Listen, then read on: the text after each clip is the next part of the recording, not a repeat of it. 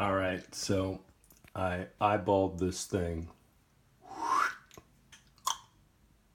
for ages, and yeah, it's got a crazy flaw in there. There's like you could fit a whole gem just inside the area defined by the curved flaw that we had a good look at right about here. You can see that sucker. Now I am wondering, of course, whether my mishap or two dropping the stone while I was preforming it could have caused that. But I don't think so. This is hard stuff. This is quartz. I don't think that's the way it works. But if so, then all right, good. Then maybe the rest of my batch won't have these weird internal flaws. But I don't know. I have a feeling that more experienced facetors, which, like I said, would be almost anyone who's cut more than three stones or so, could tell me whether that was likely, whether my dropping it a few times at high speed while grinding it down could have done that. But in any case, one strategy would be to just work with the what looks here, what in this orientation would be the lower half of the gem where the flaw isn't. But like I said, it's going to be in a tiara, and I'm really just doing stuff to practice and to get better at this. So I'm going to go ahead with it. And what I did, and I'm sorry I didn't show you that. I guess I should have, but wasn't in the mood, was I dopped it. Now, I've been dopping with either super glue or epoxy. I haven't gotten around, as I said, to learning yet, experimenting yet with wax. So what I did is on the surface of the gem, first of all, I had already preformed it so that the surface was very flat. And as those of you who have worked with super glue know, you only get the super results when things are real flat up against each other. Nice flat surfaces and very clean. Even just a little bit of grease from your fingers can compromise super glue or epoxy.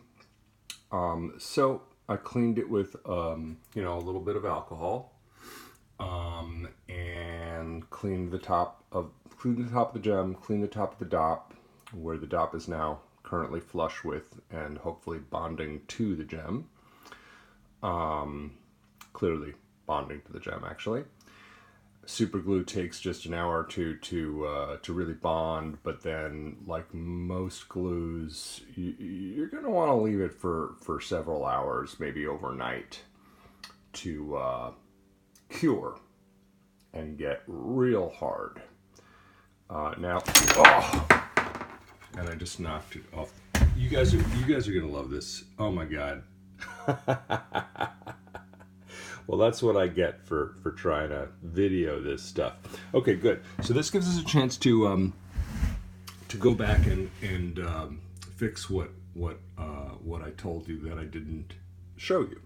So there's an inadequate bond that as I dropped the stone and dop with my butterfingers. And then what I'm going to do, now this is great. I couldn't have planned it better. First of all, filming yourself is really, first of all, don't glue your fingers together and don't glue your gem to your desk.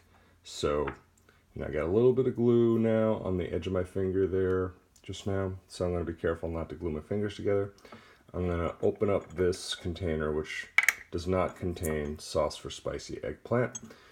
It's actually acetone. It currently has another dop stick in there, which I'm going to pull out because I think it's fine. It also has in there another stone I was working with, which is a garnet. And hello, it's in there somewhere here. I'm going to pull it out. I'm going to doing things while looking through a camera is kind of ridiculous. Hang on a second, I'm going to try to pan up and then actually use my eyes and find this thing. Because this is a small stone. This will be the smallest stone I'll ever have worked with. And this is more, this garnet is more, you guys aren't seeing a thing, I know. This garnet is more the size of a lot of stones people end up working with. Where on earth is it? There it is. Oh, God. And I just dropped it. So this is very realistic. We drop our gems. We're idiots, or at least I'm an idiot. This is a pretty little garnet. I'm working largely with valueless gems. Now you'll see a cat hair attached to that. That's not going to make much difference.